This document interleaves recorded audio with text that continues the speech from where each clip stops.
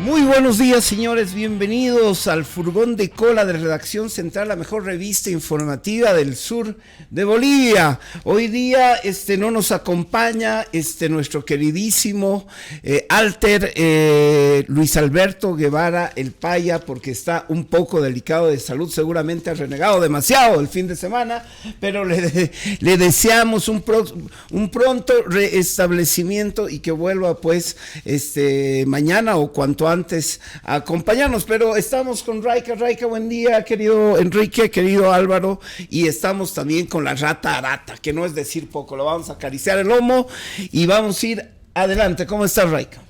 Hola Alex, ¿cómo estás? Buenos días también a toda la audiencia de Furgón de Cola. Sí, extrañando Paya ya tiene que reincorporarse mañana. Bueno, ya, pero si no está Paya, por favor, a todos ustedes los que pues nos atienden y tienen la gentileza de acompañarnos este mínimo tiempo al final de la mañana, escríbanos, opinen con nosotros, sean los suplentes pues del Paye y vamos a tratar un par de noticias pues que a mi criterio son importantes porque de alguna manera generan un nuevo mapa político en Bolivia, y eso es muy importante porque en realidad estamos ya camino al 2025, parece muy lejano, pero el asunto se ha movido en torno a la crisis, tal vez la crisis más fuerte que ha golpeado al gobierno del movimiento al socialismo o de Luis Arce Catacora, porque ya hay dos movimientos al socialismo por lo pronto, en lo que va de su gestión, que es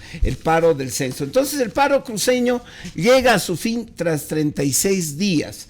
¿Quiénes son los que pierden, querida Raika? ¿Vos qué te parece? ¿Cuáles son los actores que más han perdido y qué se ha ganado en este censo? Digo, en esta batalla pues dura en el oriente boliviano.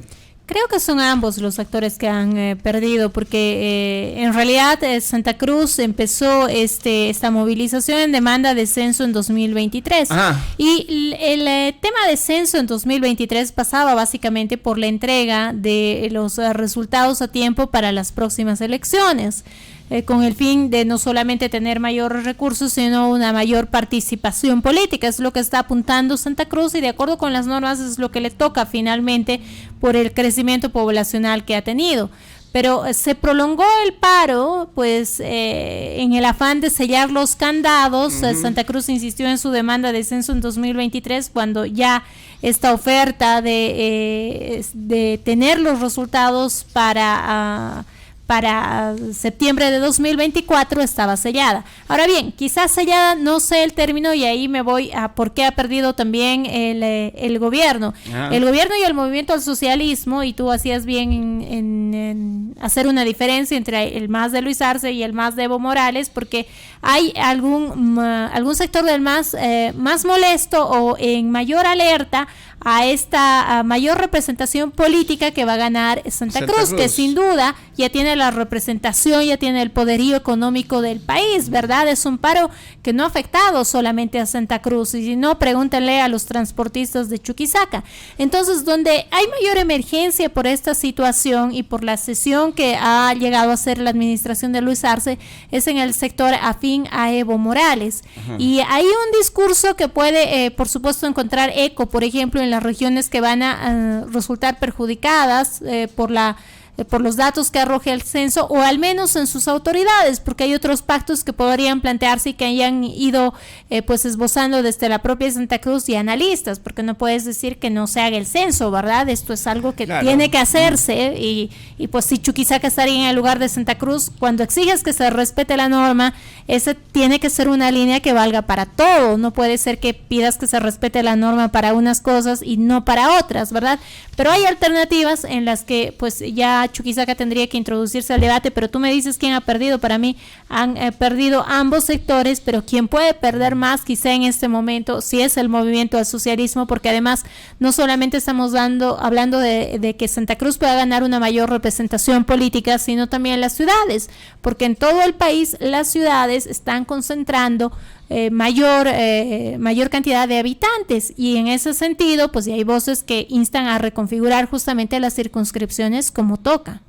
Claro, bueno, es muy importante lo que señalas, porque en definitiva también se estaría reconfigurando no solo el mapa político dentro, digamos, de lo que se llama esta lucha de los partidos, ¿no?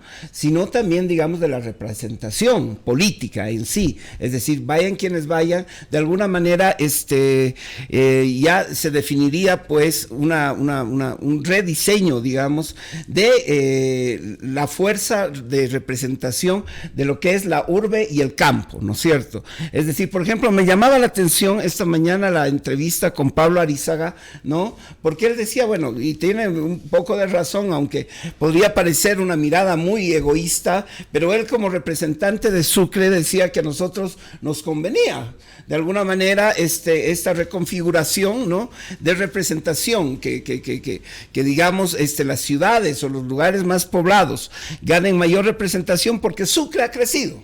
Es decir, Sucre ha crecido en número de población y entonces sería necesario o por lo menos, digamos, nos tocaría pues en derecho más representación política y más dinero, ¿no? Lo cual no ocurriría para el resto de Chuquisaca, eso es lo obvio. Entonces yo creo que entra, además, digamos, de la batalla política, y todavía hay que ver lo que pase mañana, porque la ley del censo pasa al Senado, y en el Senado también se prevé una dura, pero una durísima batalla, porque bueno, hay la división, Andrónico, que es hombre de Evo Morales, preside el Senado, entonces ya han dicho que no van a aprobar la ley, ¿no? Y sería, digamos, el último paso para que en definitiva esa ley quede en actividad. Entonces, bueno, por un lado está este asunto de la pelea y la discusión acerca del pacto fiscal, ¿no?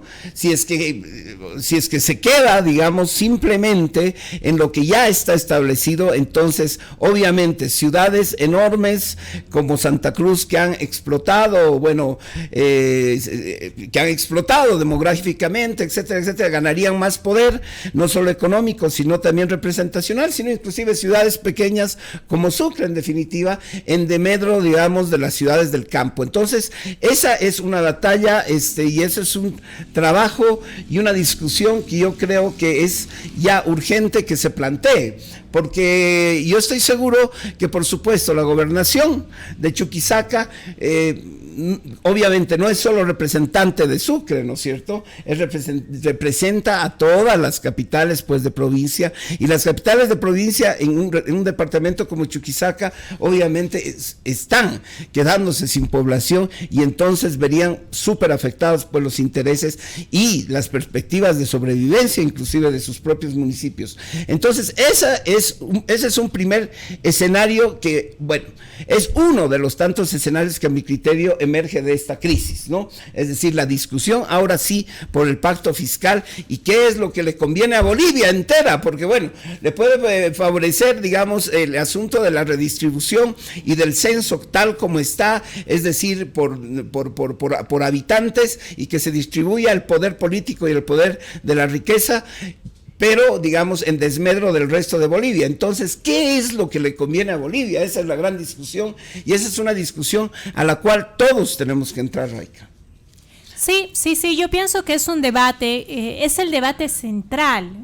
Uno entiende el conflicto que ha habido en Santa Cruz por la fecha, que podría parecer insignificante, porque finalmente es lo que nos ha llevado a este debate, pero es un debate que debió darse desde el inicio y que debió involucrarnos a todos. Nos estamos involucrando tarde. Ahora, a mí me parece muy peligroso, aunque necesario, lo decías tú, hacer un quiebre entre las ciudades y el área rural, porque ahí vamos a tener no solamente un conflicto nacional, que lo va a haber entre las regiones que pierden y las regiones que ganan, sino un conflicto interno en cada departamento entre sus capitales y sus municipios del área rural. Entonces habrá que encontrar la fórmula, o habrá que plantear la fórmula para evitar estas peleas internas y para ir con una postura de unidad, que puede resultar muy demagógico, porque de todas maneras en el área rural los municipios están controlados por el movimiento al socialismo, la gobernación está controlada por una fuerza opositora, pero tiene que primar aquí un interés regional o por lo menos la racionalidad. Y cuando los ciudadanos pues nos toque participar de una u otra manera, porque yo lamentablemente temo un conflicto peor que el que se ha vivido en Santa Cruz, y un conflicto a mayor escala, porque esto ya toca directamente a todos los ciudadanos, ¿verdad? Pues acordarnos que generalmente los líderes lo que están peleando no es si X o Z municipio desaparecen o X o Z municipio presentan las condiciones para que sus habitantes se queden, sino básicamente si hay un municipio que se empobrece, le resta representación política, y esto es pues menos recursos para quienes finalmente se quedan con los recursos, por lo menos de la cosa pública, ¿verdad? Que son menos funcionarios, menos autoridades para ese municipio. Entonces también como estar atentos los ciudadanos a qué nos están poniendo a pelear. Por supuesto, la representación política es importante en cada departamento. Con menos representación política tenemos menos peso, pero ahí no son precisamente los intereses regionales los que mueven a los actores políticos. Sí, y eso es súper importante, por eso digo.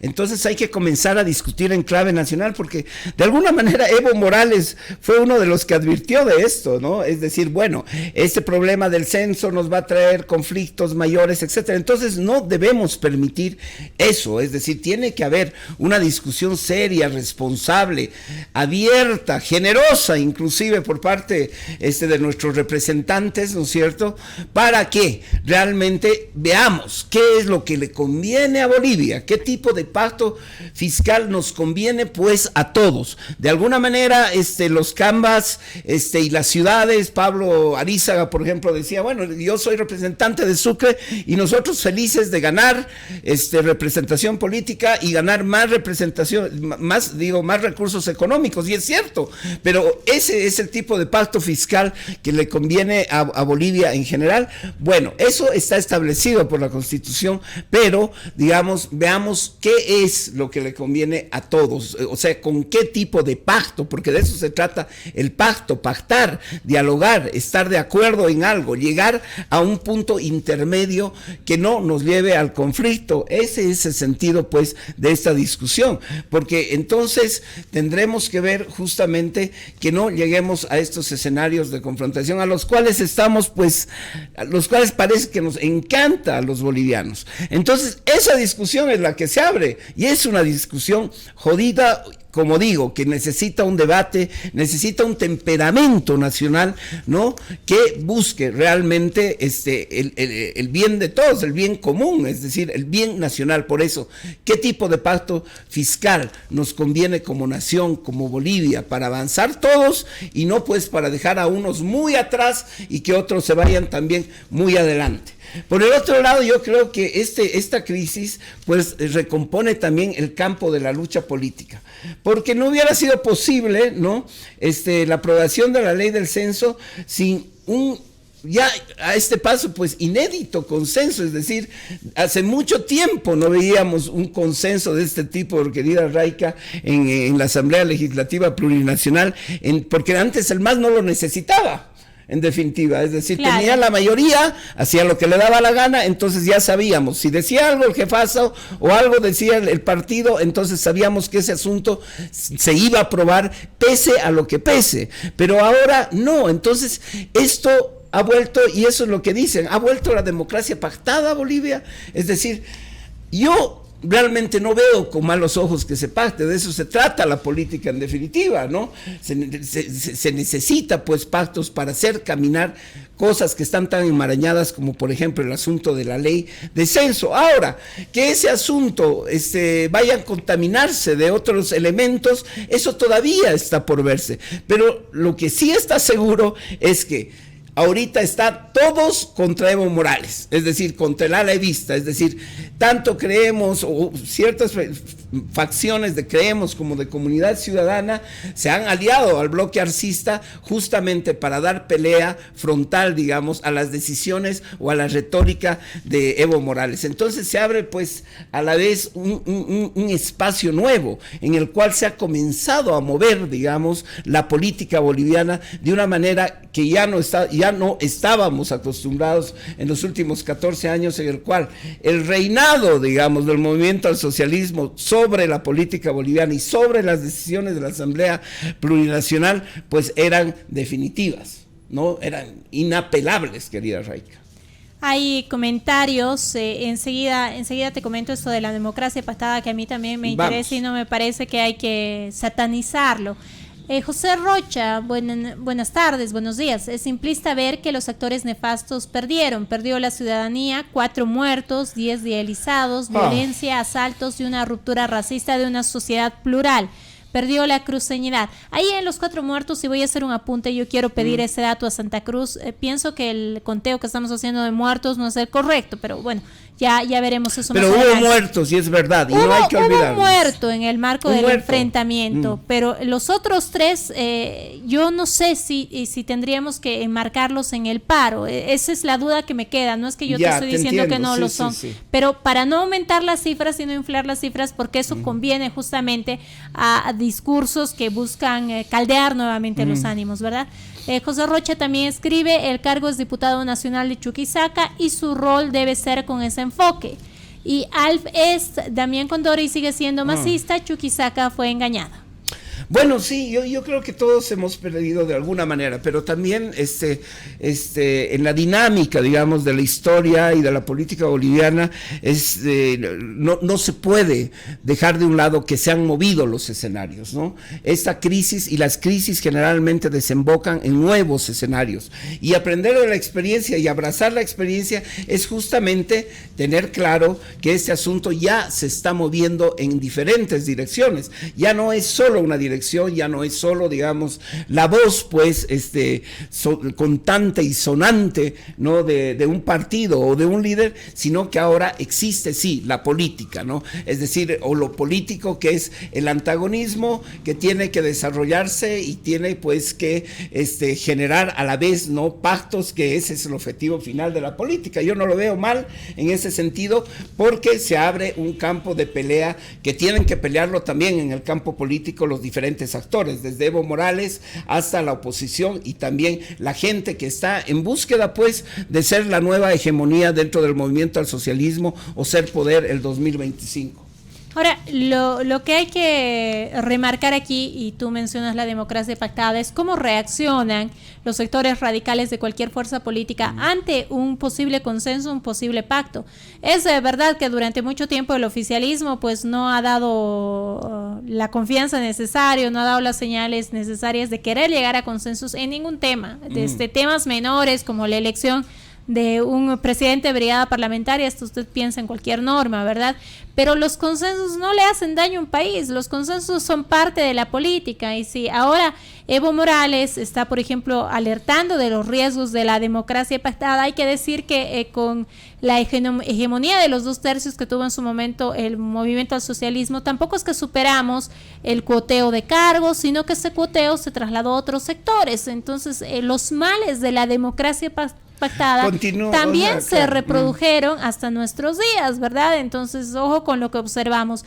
Democracia pactada sí significa consenso en un país extremadamente polarizado y siempre caminando al borde de la violencia, pues por lo menos para mí, bienvenida. A mí me parece que Evo Morales está haciendo lo que tiene que hacer, es decir, sacarle provecho político a este nuevo escenario, ¿no? Porque de prepo en este momento ya está acusando, ¿no?, al gobierno, a diferentes ministros de Arce Catacora, e inclusive al mismo Choquehuanca, sobre todo a Choquehuanca, ¿no es cierto?, de derechizar el gobierno, ¿no? Es decir, de traicionar las guías populares del movimiento al socialismo. Yo digo, ¿por qué se tira tanto contra Choquehuanca? Es decir, y se tira de manera frontal, porque en este proceso de pelea interna del movimiento al socialismo, o sea, el que tiene más acceso, digamos, a las organizaciones populares, a las organizaciones campesinas, indígenas, originarias, es justamente Choquehuanca.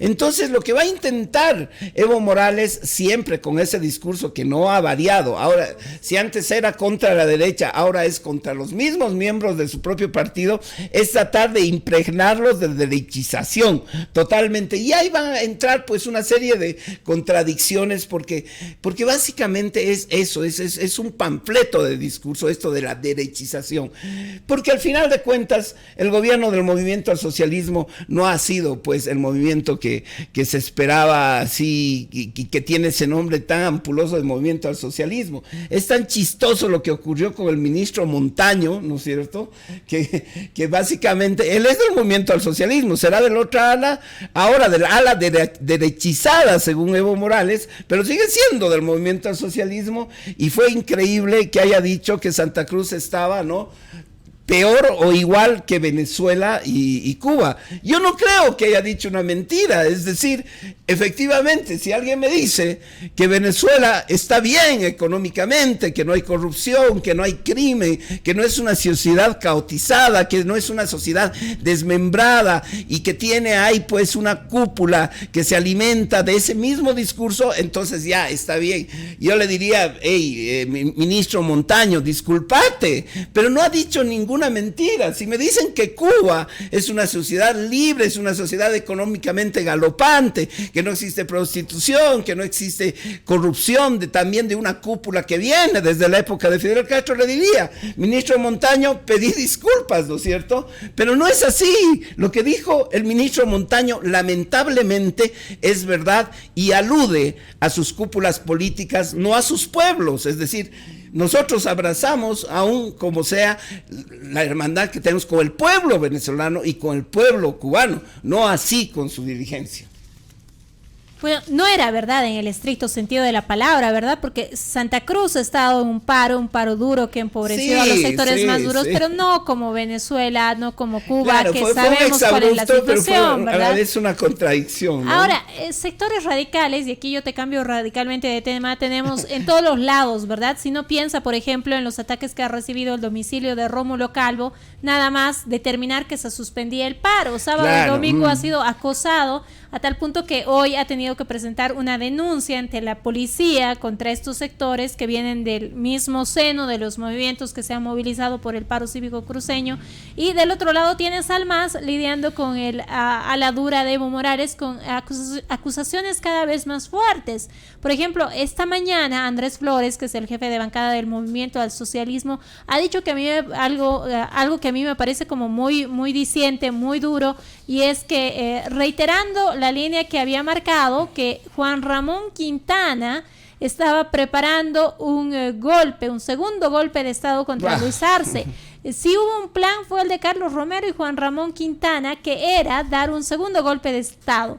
Quintana llamó y le dio al gobierno del hermano Luis Arce hasta el mes de mayo de 2023. Hay pruebas, dijo, y esto lo ha dicho el jefe de bancada del MAS, Andrés Flores. Entonces imagínate el nivel de confrontación interna. Y te sumo algo más, que es una reflexión que hacía aquí el senador Rodrigo Paz, el senador de Comunidad Ciudadana, y es que yo me he quedado con esta frase de billetera mata galán, que es lo que está ocurriendo un poco en el movimiento al socialismo, ¿verdad? ¿Quién administra ahora el nivel central del Estado? La billetera, claro, ¿no? ¿Y quién la tiene, no, ahora?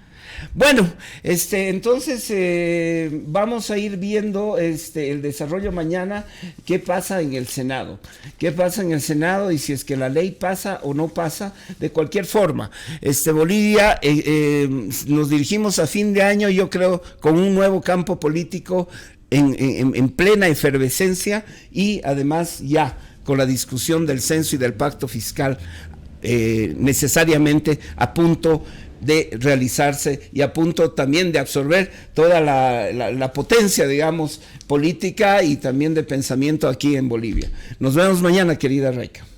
Gracias, Alex. Hasta mañana, y hasta mañana a todos los que han participado comentando y siguiendo el programa. Buenas tardes.